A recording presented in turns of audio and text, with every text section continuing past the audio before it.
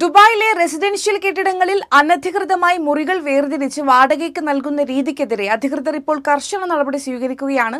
പലരും ഇതിനെ തെറ്റായി വ്യാഖ്യാനിക്കുന്നുണ്ട്. മുന്നറിയിപ്പ് നൽകാതെ സാധാരണക്കാരായ ജനങ്ങളെ പെരുവഴിയിലാക്കി എന്നുള്ള പ്രചരണങ്ങളും ഉണ്ടായിരുന്നു.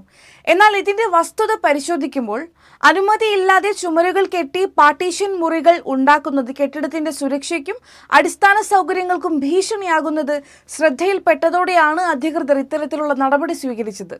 കെട്ടിടത്തിൽ ഇത്തരത്തിൽ കൂടുതൽ ആളുകൾ താമസിക്കുമ്പോൾ വൈദ്യുതി, വെള്ളം, ഡ്രെയിനേജ് തുടങ്ങിയ അടിസ്ഥാന സൗകര്യങ്ങളെ ബാധിക്കുകയും തീപിടുത്തം പോലുള്ള വലിയ അപകടങ്ങൾക്ക് വഴിയൊരുക്കുകയും ചെയ്യും.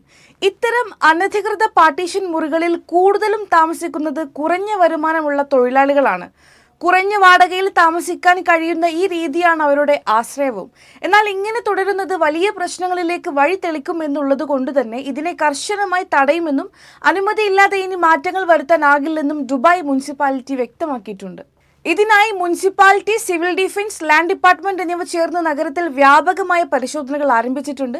മുൻകൂട്ടി നൽകിയ മുന്നറിയിപ്പുകൾ അവഗണിച്ചതിനാലാണ് ഇപ്പോൾ കടുത്ത നടപടികൾ സ്വീകരിക്കുന്നത്.